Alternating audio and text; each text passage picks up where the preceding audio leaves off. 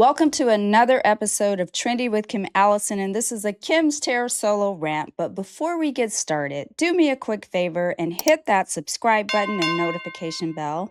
Leave me a comment and review on wherever you're listening. It helps the show a ton.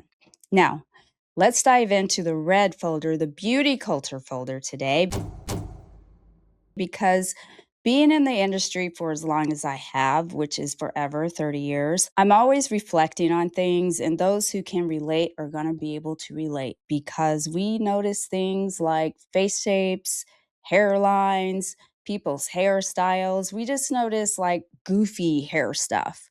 You know what I'm saying? Just walking around every day. Jerry curl.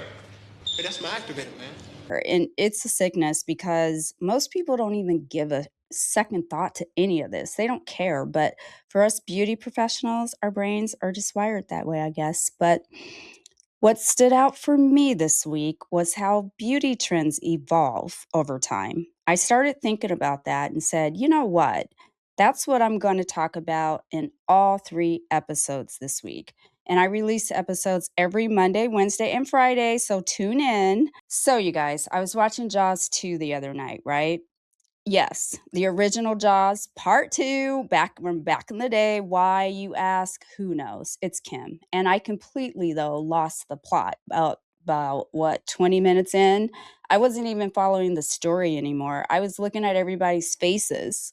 Jaws came out in what, the 70s? I was like Googling people and to see how old they were a mess. I mean, Roy Snyder or whatever his name is, his face looked like it was wrapped in saran wrap, but he was so tan. So I was like, wait a minute.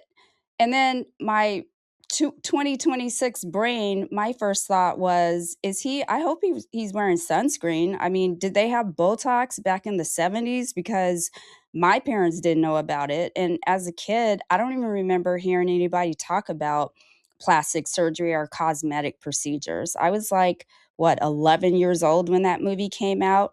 And who knew that by 59, appearance and body image would have such weight that they hold, right? I mean, I honed in, y'all. Do you hear me? On everyone's faces. Like I was studying them. And it wasn't because they weren't attractive, but they looked, I don't know, normal. And it was so weird and more weird that it was even weird. Oh my God, Kim, you're such a cornball. But their teeth weren't perfectly straight and big and bright. Like their noses all looked different. Their smiles were unique. Their skin like had texture. I mean, Roy Snyder's didn't, but everyone else's did. No one had that thin, shiny skin like they have today. Nobody looked like they had like the same injector, the same dentist, the same surgeon. Like everybody just looked like different people. And I thought, did people actually look that different back then or have my eyes just changed? I don't know. It's kind of scary. But watching older movies, it almost feels strange to me now, oddly. Not in a bad way, but I'm just fascinated by it. It made me realize how much beauty standards have shifted, like just in my lifetime. And oh my gosh, you guys, I have an announcement to make before I go any further because low key, I am terrified of the internet attacking me. Okay. I am happy to announce that I am now an anti-antivist. Yes, I said it, and yes, I made it up. What is an anti-antivist, you ask? Well, allow me to explain. An anti-antivist is someone who is not anti anything, okay? I'm not hating on nothing, in other words, unless it's warranted, of course, but I digress. I have learned my lesson, y'all. Yes, I have, because the backlash I got about my looks in the comment section these past couple of weeks was not nice to see at all. Somebody told me I looked a mess. So, as an anti-antivist, I am not anti-filler, I'm not anti-veneers, I'm not anti-booty implants, anti-facelifts, anti-anything. If something makes you feel fine, confident, honey bunny, I say do your thing. It's your choice, and I, Kim Allison, am here for it. I'm simply wondering because I have an inquisitive mind. I was born with it. I can't help it. I can't help that part, you guys. My mom used to say, "Kim, stop looking at people's mouths." And for fear of getting my little lips twisted off of my face, I turned away with the quickness. Yes, I did. But God, He has a sense of humor because He gave me a job where I look into people's mouths all day and they pay me for it. But I wonder when and how our definition of normal changed. Like, how do we get here? It intrigues me because I've had a front row seat, right? All of these years, just seeing how the industry has changed. Like, I've seen eyebrows go from thin to thick to thin to pin straight hair to beach waves to embracing your natural texture. Like, hair extensions went from something almost nobody talked about to now women, they walk up to you, do you like my extensions? And heaven forbid you actually have natural long thick hair, because people think they're extensions. I mean, look at gray hair. It's gone from something we rush to cover to now women embrace it. It's crazy, but the conversation keeps changing. There's nothing wrong. It just keeps changing. And that made me think, like, who decides? Like, who wakes up one day and says, this is beautiful now? Because beauty trends, do they ask us? Do they ask our permission? No, they don't. They just happen. Like, one day everybody wants fuller lips. The next day everybody wants softer natural lips.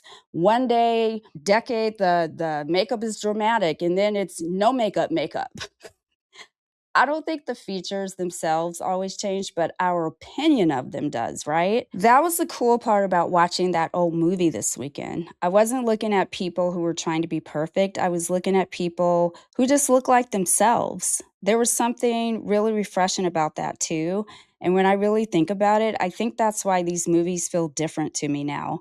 People weren't, they weren't any more or less beautiful. They were just different, I guess. So now I'm curious, have people changed or have our eyes changed? You know what I mean? And when did natural become a trend? Where we're now getting work done to look natural. Don't we start natural? Like, what the heck is going on? And what is the end game? Are you guys confused right now? Because I think I confused myself. But I am going to land my plane here because the next episode in long form, we're going to dive deeper into it. And that one will be on Wednesday. And then we'll wrap it up to conclude it on my solo rant short episode on Friday. But I genuinely want to know from you guys, genuinely, when you watch TV shows, do you feel the same way I do, or is it just me? I'm pretty sure it's just me, but I'm hoping somebody hears me out there, because comment below. I am genuinely curious what you're feeling right now with this climate. It's like natural is a trend. That's wild. Natural is not natural necessarily. It's just crazy to me. But anyway, I'm going to start rambling and I'm not going to do that to you guys today because I'm going to go long on Wednesday, like I said. Alrighty, you guys, I will see you then. Bye.